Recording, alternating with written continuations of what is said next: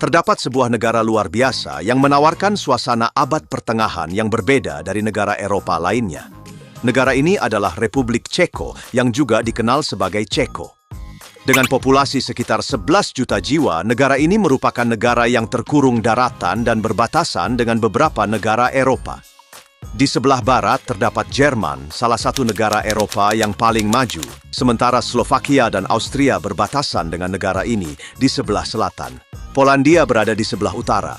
Luasnya yang relatif kecil, yaitu 78.000 km persegi, membuat Republik Ceko, terutama ibu kotanya, mudah dijelajahi.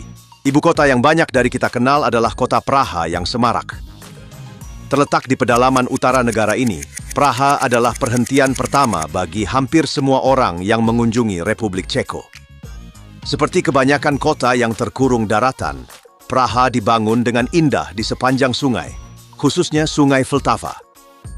Sungai sepanjang 430 km ini memiliki keunikan karena mengalir dari selatan ke utara, sebuah karakteristik yang jarang terjadi di antara sungai-sungai lainnya.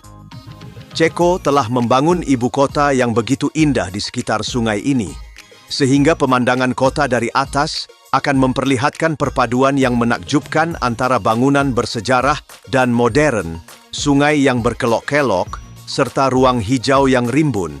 Semuanya menyatu untuk menciptakan pemandangan yang mengingatkan kita pada karya seni yang luar biasa. Kita dapat melihat dengan jelas bahwa kehidupan di Praha terutama berpusat di sisi timur sungai.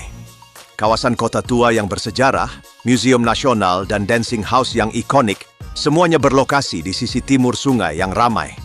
Di sisi barat sungai, di sisi lain, terdapat gedung-gedung perkantoran modern dan area perumahan yang menjadi tempat tinggal penduduk setempat. Sebagai contoh, Praha dibagi menjadi beberapa zona seperti Praha 1, Praha 2, dan Praha 5, dan Anda dapat dengan mudah melakukan perjalanan dari satu ujung kota ke ujung lainnya hanya dalam beberapa menit dengan metro.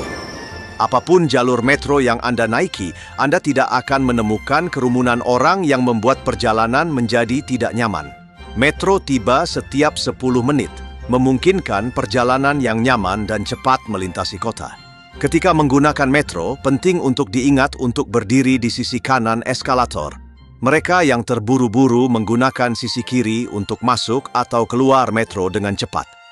Memblokir sisi kiri dianggap tidak sopan dan tidak bijaksana karena menghalangi arus orang yang sedang terburu-buru. Selain itu, tidak seperti di banyak negara Eropa lainnya, Anda tidak akan menemukan sistem pintu putar tiket di Metro Ceko. Namun, Anda tetap harus membeli tiket dari mesin di pintu masuk. Jangan khawatir, biaya transportasi di Ceko cukup terjangkau untuk ukuran kota di Eropa. Ceko menggunakan mata uang mereka, koruna Ceko, dan tiket metro seharga 20 koruna, yang berarti kurang dari 1 euro. Sebagai contoh, 100 koruna Ceko sama dengan sekitar 4 euro. Jika Anda menggunakan metro tanpa tiket dan tertangkap oleh petugas keamanan, Anda dapat didenda hingga 50 euro, yang mungkin akan membuat Anda menangis. Selain metro, taksi merupakan pilihan lain untuk berkeliling Praha, namun tetaplah berhati-hati. Baik Uber maupun perusahaan taksi lainnya beroperasi di Republik Ceko. Namun, taksi yang tidak berafiliasi dengan perusahaan manapun mungkin akan mengenakan tarif yang sangat tinggi. Sebagai contoh, jika Anda naik taksi yang tidak dikenal dari bandara ke pusat kota, Anda bisa membayar setidaknya 50 euro untuk perjalanan sekitar 15 km. Oleh karena itu, selalu periksa tarif ke tempat tujuan Anda sebelum naik taksi, atau pilihlah layanan yang dapat diandalkan dan terjangkau seperti Uber. Di Praha, salah satu metode transportasi yang paling umum digunakan dan terjangkau di dalam kota adalah sistem tram. Tram merupakan jantung transportasi umum di banyak negara Eropa, tak terkecuali di Praha. Ceko telah membangun jalur tram di hampir setiap jalan, memungkinkan orang untuk bepergian dengan nyaman dan murah melintasi kedua sisi sungai, dan untuk jarak yang lebih pendek di dalam kota. Frekuensi tram yang melewati titik tertentu cukup tinggi, menjadikannya moda transportasi yang dapat diandalkan. Karena jaringan tram yang luas, banyak kabel di atas kepala yang terlihat di seluruh kota. Tetapi ini dirancang dengan cara yang modern dan tidak membuat mata lelah saat Anda melihat ke atas. Tram berbagi jalan dengan mobil, dan mereka memiliki hak jalan. Jika Anda mengemudi di Republik Ceko, Anda tidak boleh menghalangi rute tram dan harus selalu mengalah. Sambil menunggu di halte tram, orang-orang sering menghabiskan waktu dengan membaca buku yang mencerminkan tingkat pendidikan yang tinggi di antara warga Ceko. Seperti yang Anda ketahui, bahasa utama yang digunakan di Republik Ceko adalah bahasa Ceko, yang terkait erat dengan bahasa Slowakia. Bahasa Ceko dianggap sebagai salah satu bahasa yang paling sulit untuk dipelajari. Melihat statistik terbaru tentang pendidikan, jelas bahwa Republik Ceko memiliki salah satu standar pendidikan tertinggi di dunia. Sekitar 90% dari populasi telah menyelesaikan pendidikan menengah dan 99% dari populasi melek huruf. Hal ini menempatkan Republik Ceko di antara negara-negara teratas di dunia dalam hal tingkat pendidikan. Arsitektur yang terpelihara dengan baik di Praha merupakan indikasi yang jelas bahwa kota ini sebagian besar terhindar dari kerusakan yang signifikan selama Perang Dunia baru-baru ini. Di setiap sudut, Anda dapat menemukan berbagai gaya arsitektur megah yang berbeda, yang menampilkan sejarah yang kaya, di samping orang-orang berpenampilan modern yang menambah kesan kontemporer pada kota ini. Orang Ceko biasanya berkulit putih dan bermata cerah, bukti dari beragamnya leluhur mereka, yang meliputi bangsa Celtic, Jerman, dan Slavia Selatan. Setelah runtuhnya Kekaisaran Austro-Hongaria, Ceko dan Slowakia bersatu membentuk negara Cekoslowakia. Pada tahun 1992, Slowakia menuntut kemerdekaan, dan negara ini terpecah secara damai tanpa konflik. Sejak 1 Januari 1993, negara ini secara resmi dikenal sebagai Republik Ceko yang bergabung dengan NATO pada tahun 1999 dan menjadi anggota Uni Eropa pada tahun 2004, yang menandai integrasinya ke dalam lingkup politik dan ekonomi Barat. Bendera Ceko juga terkenal karena keindahannya, menampilkan warna merah, putih, dan biru. Awalnya, bendera ini terdiri dari garis-garis putih dan merah horizontal, yang identik dengan bendera Polandia. Seiring berjalannya waktu, sebuah segitiga biru ditambahkan di sisi kiri yang melambangkan bangsa Slavia dan Moravia. Bendera ini kemudian diadopsi oleh Cekoslowakia. Setelah kemerdekaan Slowakia, bendera ini awalnya tidak dimaksudkan untuk digunakan lebih lanjut, tetapi hari ini Republik Ceko telah mengadopsinya kembali sebagai bendera nasional mereka. Warna-warna bendera melambangkan berbagai kebajikan, seperti kejujuran, kesetiaan, keadilan, dan perdamaian. Jika Anda berencana untuk mengunjungi Republik Ceko, penting untuk berhati-hati dengan beberapa aspek di luar taksi. Misalnya, menukarkan uang euro Anda dengan koruna Ceko di bandara bisa menjadi kesalahan besar yang sering dilakukan oleh para pelancong.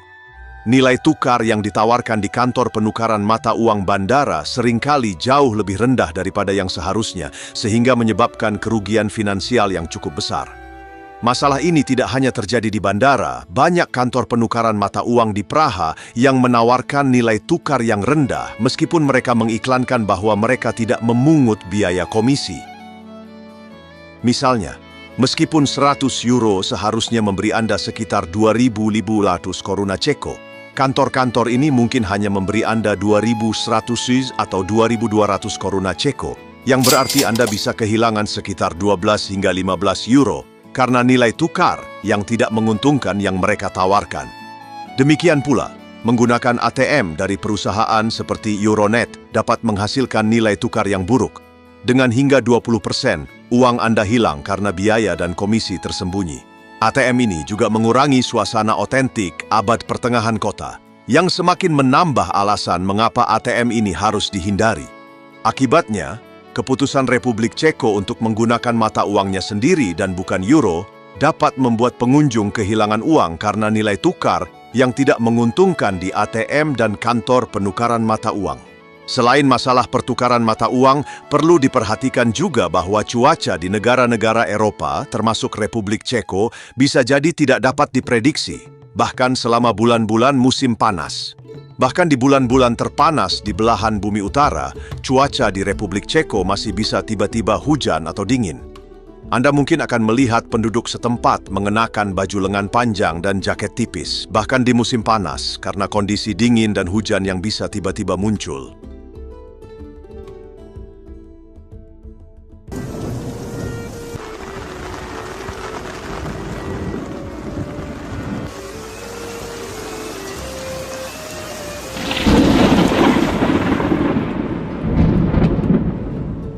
Cuaca yang tidak dapat diprediksi ini adalah salah satu alasan mengapa banyak orang Eropa sering bepergian ke negara-negara yang beriklim lebih hangat dan konsisten, seperti Yunani dan Turki untuk liburan musim panas, di mana mereka dapat menikmati cuaca cerah dan suhu yang lebih tinggi.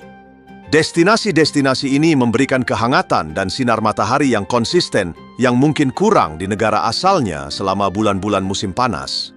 Bagi mereka yang baru pindah ke Republik Ceko dan mencari peluang kerja awal, perusahaan seperti Wolt menawarkan posisi kurir.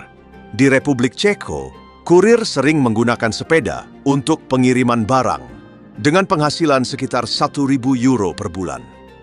Kurir ini merupakan pemandangan umum di Praha. Saat ini, pendapatan bulanan minimum untuk seseorang yang bekerja 40 jam seminggu adalah sekitar 19.000 koruna Ceko, kira-kira setara dengan 750 euro.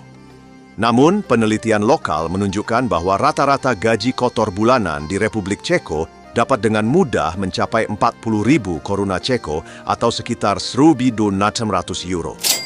Mengingat pajak penghasilan di Republik Ceko dapat berkisar antara 15% hingga 23%, bahkan para profesional dengan keahlian khusus mungkin hanya mendapatkan antara 2.000 hingga 3.000 euro per bulan setelah pajak. Meskipun jumlah ini mungkin terlihat cukup menarik jika dikonversi ke mata uang lain, hidup dan berbelanja di Republik Ceko dengan penghasilan ini tidak selalu berarti gaya hidup mewah. Misalnya, dengan melihat harga sewa apartemen di Praha saat ini, jika Anda berbagi apartemen dengan beberapa orang, Anda mungkin akan membayar sekitar 8.000 koruna Ceko, 300 euro per bulan, yang relatif terjangkau. Namun, menyewa apartemen berukuran 40 meter persegi atau lebih besar dengan 1 atau 2 kamar tidur dapat menghabiskan biaya sekitar 25.000 koruna Ceko per bulan atau hampir 1.000 euro. Ini berarti bahwa meskipun Praha relatif lebih terjangkau dibandingkan dengan beberapa kota besar lainnya di Eropa, menyewa apartemen kecil dapat menghabiskan sebagian besar gaji Anda, sehingga jelaslah bahwa tinggal di Praha tidak terlalu murah dan dapat menjadi tantangan finansial bagi banyak penduduk. Meskipun orang-orang di sana mungkin terlihat positif dan bahagia dalam hal ekspresi wajah dan penampilan fisik, mereka mungkin hidup dengan masalah ekonomi. Meskipun demikian, apabila Anda melakukan kontak mata dengan siapapun, meskipun Anda tidak mengenalnya, mereka tidak akan ragu-ragu untuk menyapa Anda, berpose di depan kamera, dan tersenyum. Selain itu, fakta bahwa sebagian besar orang yang berusia di bawah 25 tahun memiliki banyak tato menunjukkan detail lainnya. Kaum muda Ceko tampaknya senang berpenampilan tidak biasa. Saat Anda berjalan di jalan, kemungkinan Anda akan melihat tato pada 1 dari setiap 3 orang cukup tinggi. Mereka mungkin merasa bebas dengan cara ini. Bagaimanapun, Republik Ceko adalah negara di mana hampir semua hal diperbolehkan dan gaya hidup masyarakatnya tidak terganggu. Di sini, orang bisa berjudi, menghisap ganja, atau membentuk tubuh mereka sesuai keinginan. Bahkan ada juga orang yang berpakaian sangat aneh sehingga membuat orang lain menoleh untuk melihat. Mengenai negara ini, kenyataan lain adalah bahwa Republik Ceko merupakan salah satu negara yang paling ateis di dunia dan Eropa. Menurut beberapa penelitian, 91% anak muda berusia 16-29 tahun adalah ateis, angka yang bahkan lebih tinggi daripada negara-negara seperti Estonia dan Swedia. Penelitian lain menunjukkan bahwa 40% dari total populasi di Republik Ceko tidak percaya pada dewa apapun. Persentase sisanya termasuk 30% yang tidak menyatakan keyakinan agama mereka secara terbuka dan tidak ingin membicarakan masalah agama. Mereka yang beragama sebagian besar adalah penganut Kristen dan Katolik. Banyak yang mengaitkan tingginya tingkat ateisme dan kurangnya kepercayaan agama di kalangan warga Ceko dengan dampak rezim komunis setelah Cekoslowakia diduduki Soviet. Ingatlah bahwa di wilayah yang sama, para pemimpin di negara-negara seperti Albania, di mana rezim komunis sangat dominan, juga melarang kepercayaan dan klinik. Di Republik Ceko, orang-orang menjauhkan diri dari agama selama periode tersebut. Selama bertahun-tahun, situasi ini menjadi kebiasaan dan filosofi hidup di kalangan masyarakat Ceko. yang membuat orang lebih memilih kehidupan yang terpisah dari agama dan kepercayaan. Situasi ini telah diwariskan kepada generasi baru dan tidak ada dominasi agama di negara ini. Oleh karena itu, lebih sulit untuk mendapatkan pengaruh terhadap orang Ceko melalui nilai-nilai agama daripada menangkap lalat dengan mulut Anda.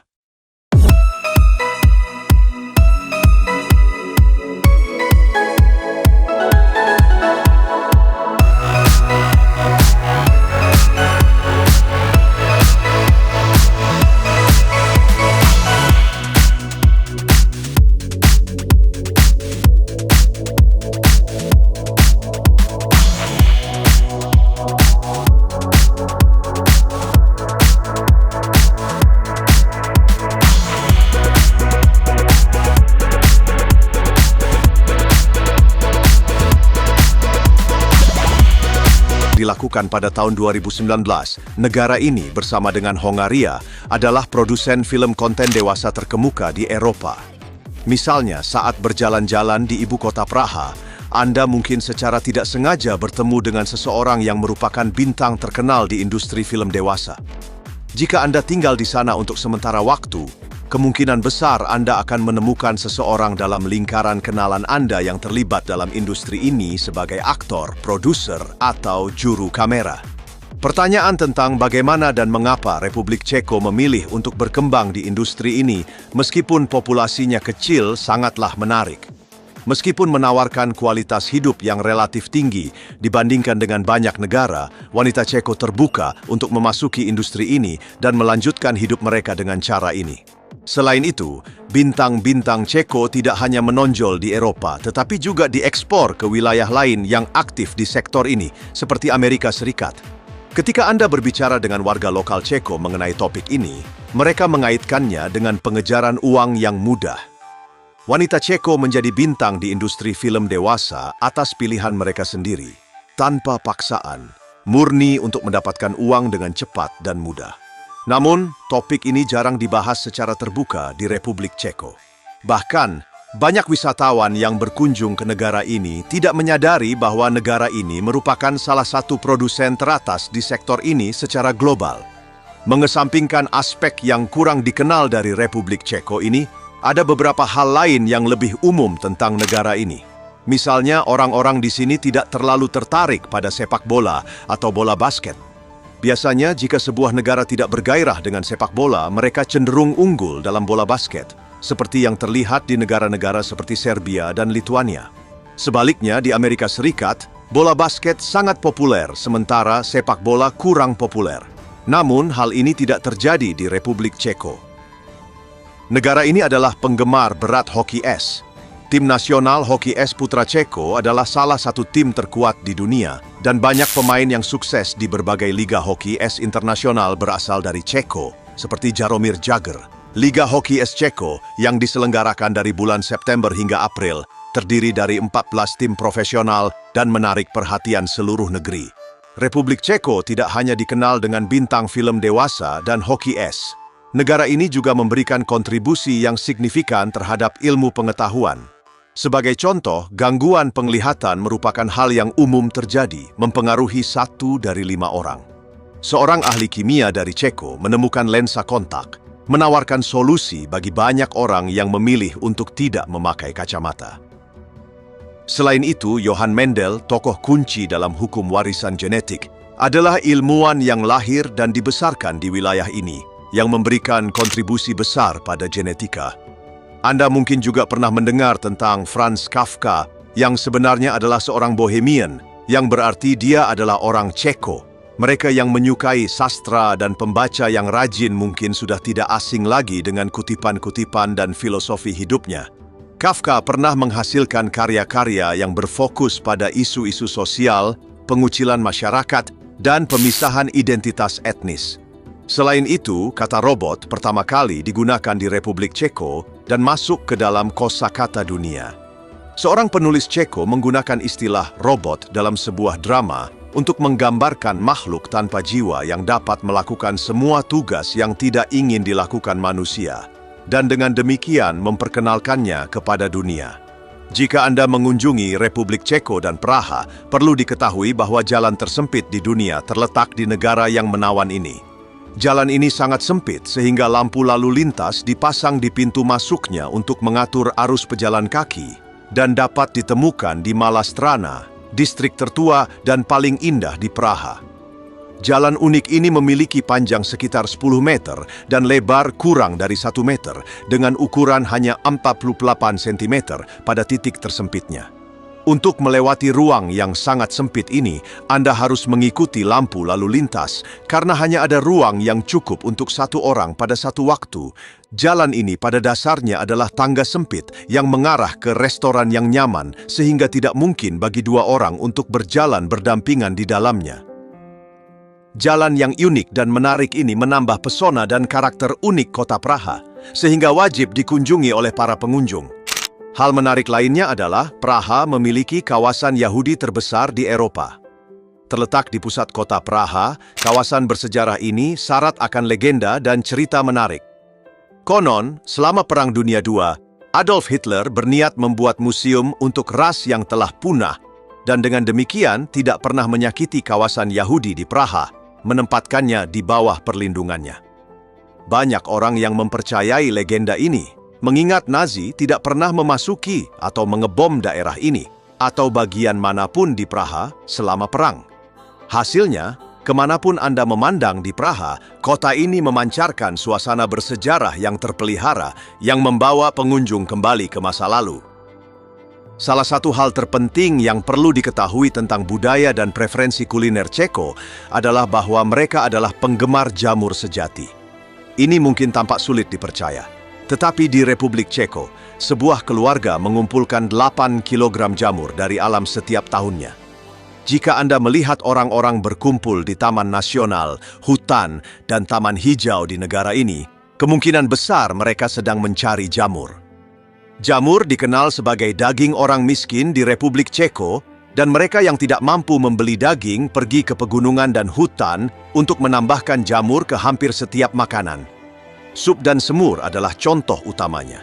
Negara ini memiliki 35 jenis jamur yang dapat dimakan, dan orang Ceko tahu jamur mana yang lezat dan aman lebih baik daripada banyak negara lain di luar Republik Ceko.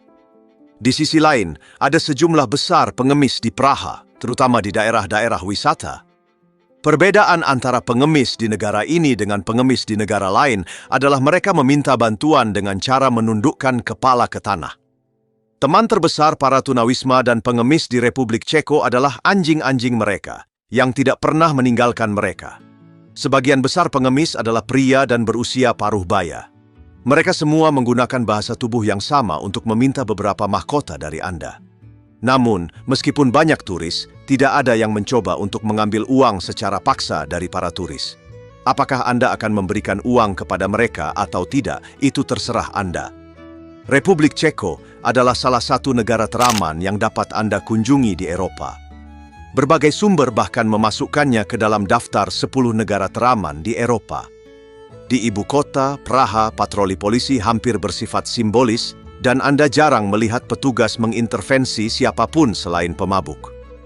Beberapa mobil patroli bahkan tidak memiliki petugas polisi di dalamnya. Di sisi lain, di Republik Ceko, bukan hanya arsitekturnya saja yang menonjol.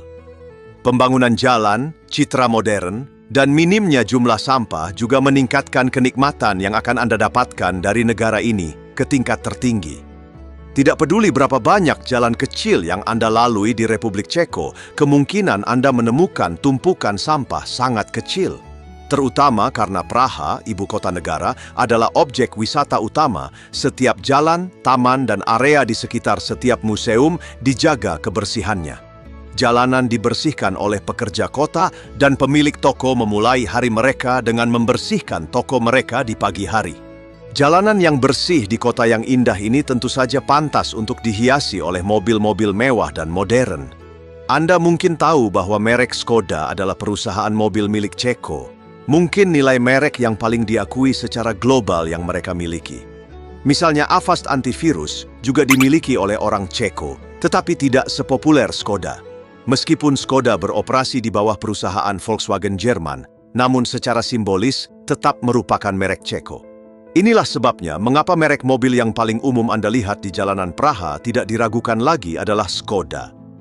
Merek ini seringkali menonjol dengan model SUV-nya, Kodiaq.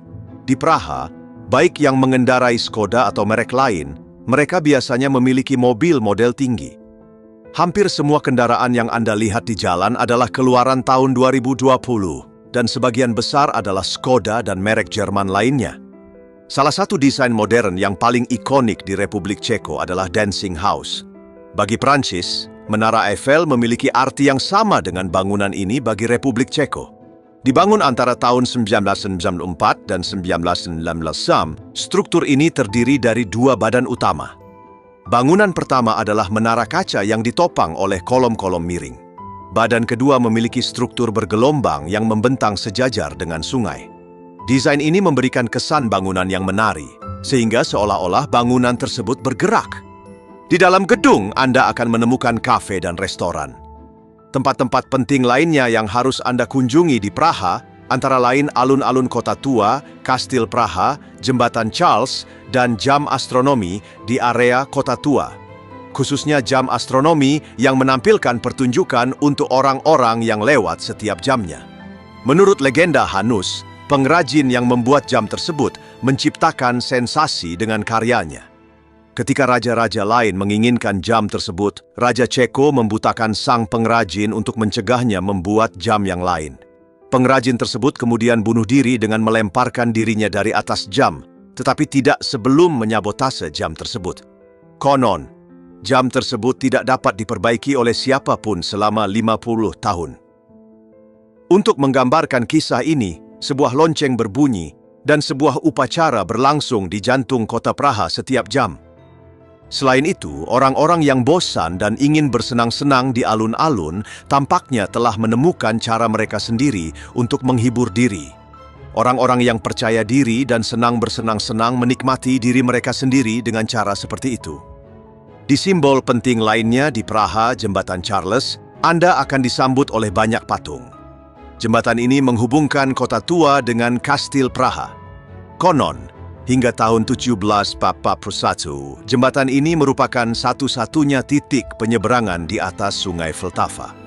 Semua jembatan lain yang Anda lihat di Praha dibangun setelah Jembatan Charles. Ketika patung-patung tokoh penting di jembatan mulai rusak, patung aslinya dipindahkan ke Museum Nasional dan replikanya ditempatkan di jembatan. Demikian pula, ukiran rumit pada jam astronomi terus-menerus diganti dengan replika selama bertahun-tahun karena keausan akibat pengendapan.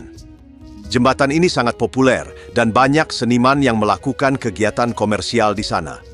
Sebagian mengklaim menggambar potret realistis Anda dan melakukannya. Yang lain lebih suka menggambar potret karikatur Anda yang menyenangkan.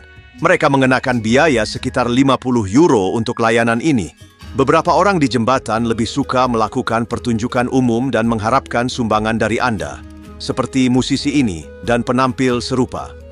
Di Praha, setiap simbol bersejarah yang Anda lihat belum tentu sama persis dengan aslinya. Banyak yang telah diganti dengan replika yang dibuat dengan hati-hati untuk melestarikan sejarah kota yang kaya. Demografi turis terbesar selain warga Ceko juga mencakup sejumlah besar turis Asia dan Arab. Di setiap tempat wisata utama, Anda dapat dengan mudah menjumpai kelompok turis Arab, Korea, atau Jepang yang sedang menjelajahi tempat-tempat wisata di kota ini. Orang Arab biasanya mengunjungi negara ini secara mandiri, menikmati pemandangan sesuai keinginan mereka, sementara wisatawan dari negara lain sering mengikuti pemandu wisata untuk mendapatkan wawasan terstruktur tentang sejarah dan budaya kota. Mereka yang datang untuk bekerja di Praha biasanya berasal dari negara-negara seperti Filipina, India, dan Bangladesh, yang berkontribusi pada tenaga kerja yang beragam dan bersemangat di kota ini. Salah satu fitur yang paling mencolok di Praha adalah toko-toko ganja. Ada toko ganja hampir di setiap 100 meter, memberikan sedikit suasana Belanda di Praha. Tampaknya penggunaan ganja legal sampai batas tertentu, dan toko-toko komersial telah dibuka untuk menjual produk ini. Berbagai jenis produk dijual di toko-toko ini dan pada umumnya mereka tidak mengizinkan Anda untuk membuat film di dalamnya. Para turis menunjukkan minat yang besar terhadap toko-toko ini.